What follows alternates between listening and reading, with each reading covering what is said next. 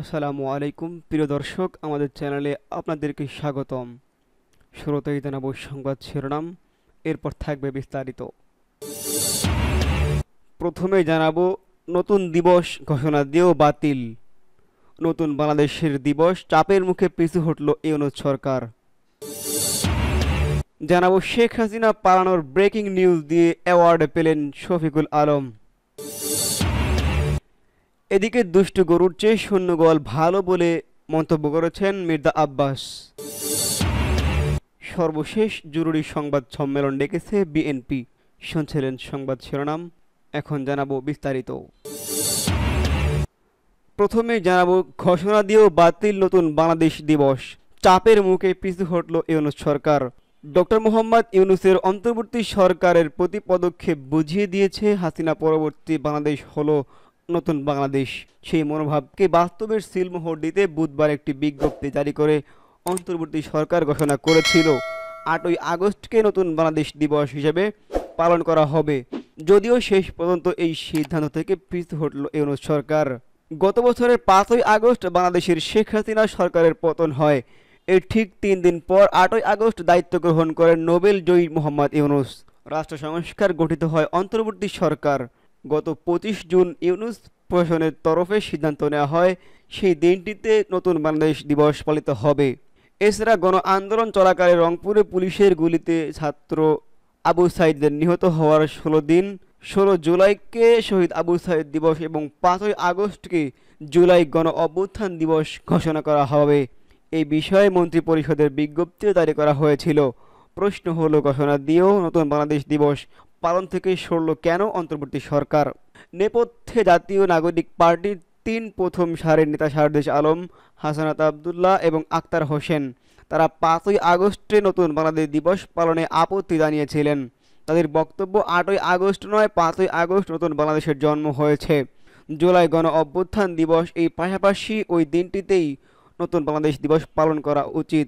এহেন বিতর্কের মধ্য দিয়েই নতুন বাংলাদেশ দিবস পালনের সিদ্ধান্ত বাতিল করেছে অন্তর্বর্তী সরকার।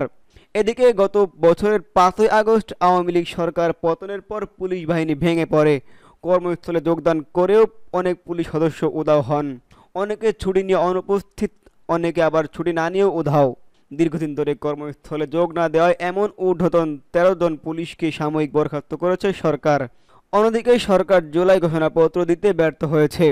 এই অভিযোগ এনে ছাত্রদলের জাতীয় নাগরিক পার্টির এবার নিজেরাই ওই ঘোষণাপত্র প্রকাশ করবে বলে জানিয়েছেন এনসিপির আহ্বায়ক নাহিদ ইসলাম। জানাবো শেখ হাসিনা পালানোর ব্রেকিং নিউজ দিয়ে অ্যাওয়ার্ড পেলেন শফিকুল আলম। ছাত্রজনতার প্রবল আন্দোলনের মুখে শেখ হাসিনা দেশ ছেড়ে পালিয়ে যাওয়ার ব্রেকিং নিউজ দেওয়ার সুবাদে আন্তর্জাতিক পুরস্কার পেয়েছেন প্রধান উপদেষ্টার প্রেস সচিব সাংবাদিক শফিকুল আলম। সামাজিক যোগাযোগ মাধ্যম ফেসবুকে দেয়া এক পোস্টে এমনটি জানিয়েছেন শফিকুল আলম নিজেই। ফেসবুক পোস্টে তিনি লিখেছেন, এটা তার জন্য বড় একটা পাওয়া।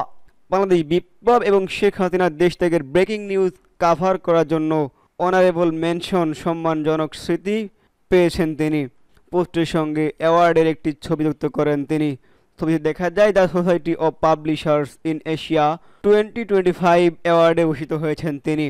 উল্লেখ্য, গত বছরের 5ই আগস্ট শেখ হাসিনা দেশ ছেড়ে পালিয়ে যাওয়ার সময় শফিকুল আলম আন্তর্জাতিক সংবাদ সংস্থায় এএফপির ব্যুরোর প্রধান ছিলেন। এবার জানাবো দুষ্টু গরুর চেয়ে শূন্য গোয়াল ভালো, কেন এমন স্বরূপ উচ্চারণ করলেন মির্জা আব্বাস? দেশের বিভিন্ন স্থানে চাঁদাবাজদের প্রতিহত করতে নেতাকর্মীদের নির্দেশ দেওয়া হচ্ছে বলে জানিয়েছেন বিএনপির স্থায়ী কমিটির সদস্য মির্জা আব্বাস। তিনি বলেন, মির্জা আব্বাসের নাম ব্যবহার করে কেউ চাঁদাবাজি করলেও তাদের পুলিশে ধরিয়ে দিন। কিছু অপরাধীর কারণে বিএনপির সুনাম নষ্ট হতে দেওয়া যাবে না। মনে রাখতে হবে দুষ্টু গরুর চেয়ে শূন্য গোয়াল ভালো। এজন্যই তিনি এমনটি উল্লেখ করেছেন। গতকাল রবিবার রাজধানীর কাকরাইলে ইনস্টিটিউট অব ডিপ্লোমা ইঞ্জিনিয়ার্স মিলনায়তনে রমনা থানা বিএনপির সদস্য সংগ্রহ ও নবায়ন কার্যক্রমের প্রধান অতিথির বক্তব্যে এমন মন্তব্য করেন তিনি। বিএনপির সুনাম রক্ষার ওপর গুরুত্ব আরোপ করে তিনি বলেন, বিএনপি কোনো খারাপ দল নয়। আগে ফ্যাসিবাদী সরকার অপকর্মের ক্ষতিপূরণ বিএনপিকে ভালো কাজের মাধ্যমেই দিতে হবে। কিছু রাজনৈতিক দলের সংখ্যানুপাতিক পদ্ধতি পিআর নির্বাচন পদ্ধতি দাবি সম্পর্কে মির্জা আব্বাস বলেন, কেউ কেউ নির্বাচন পেছানোর কৌশল হিসেবে নতুন করে এই পদ্ধতির প্রস্তাব দিচ্ছেন। তাদের উদ্দেশ্য আমাদের সবারই জানা আছে। সর্বশেষ জরুরি সংবাদ সম্মেলন ডেকেছে বিএনপি। দেশের চলমান রাজনৈতিক পরিস্থিতিতে জরুরি সংবাদ সম্মেলন ডেকেছে বিএনপি। সোমবার 30শে জুন বিকালে রাজধানীর গুলশানের বিএনপির চেয়ারপারসনের কার্যালয়ে সংবাদ সম্মেলনে হবে বলে জানিয়েছেন দলের মিডিয়া সেলের সদস্য সাইরুল কবির খান। তিনি বলেন, বিকেলে 3টায় গুলশানে চেয়ারপারসনের অফিসে সংবাদ সম্মেলনে বিএনপির মহাসচিব মির্জা ফখরুল ইসলাম আলমগীর বক্তব্য দেবেন। এইদিকে আনুপাতিক হার পিআর পদ্ধতিতে ভোট এবং আগে স্থানীয় সরকার নির্বাচনের দাবি তারা তুলেছে। তারা এই দেশ ও জাতির সর্বনাশ করতে চাচ্ছেও বলে অভিযোগ রয়েছে বিএনপির স্থায়ী কমিটির সদস্য মির্জা আব্বাসের। রবিবার 29শে জুন দুপুরে রাজধানীতে এক অনুষ্ঠানে এই অভিযোগ করেন তিনি। রাজনৈতিক দলের নেতাদের উদ্দেশ্যে মির্জা আব্বাস বলেন, সব পর্যায়ের নেতা যারা দেশকে ভালোবাসেন তাদের বলছি, একটা জায়গায় আসেন যে জায়গায় পেলে পরে দেশটা উন্নতি হবে, দেশের মানুষের উন্নতি হবে। এ হয় বড় বড় সমাবেশ করে মানুষের কাছে ভুল বার্তা পৌঁছাবেন না। সমাবেশ দিয়ে যদি প্রমাণ করা যায় কে কত জনপ্রিয়, তাহলে আমরা সারা বাংলাদেশকে একদিনে সমাবেশের আওতায় আনতে পারি, এমন মন্তব্য করেন মির্জা আব্বাস। সারা বাংলাদেশের একদিনে সমাবেশ করবে, কেউ কোনো জায়গায় ছড়াবে না, কিন্তু এটা তো সিস্টেম হলো না। সবাইকে অনুরোধ জানাবো, আউল ফাউল কথাবার্তা বলে কাউকে বিভ্রান্তিতে সৃষ্টি করবেন না। আপনারা এই সমস্ত কথাবার্তা বলে দেশবাসীকে বিভ্রান্ত করবেন না বলে জানান তিনি। তিনি বলেন, ইসলামী আন্দোলন বাংলাদেশকে ইঙ্গিত করে তিনি বলেন, শেখ হাসিনার সময় যখন বিএনপি জামাতের ওপর স্টিম রোলার চালানো হচ্ছিল, তখন ওই দলটি এবং তার নেতারা দূরে থেকে বাহবা দিয়েছেন, ইনডাইরেক্টলি হাসিনাকে সমর্থন দিয়েছেন বলেও মন্তব্য করেছেন তিনি। কারণ নির্বাচন, রাতের নির্বাচন, ডামি নির্বাচন, 3বার নির্বাচন হয়েছে, ওনারা কোনো প্রতিবাদ করেননিও বলে এমন মন্তব্য করেছেন তিনি।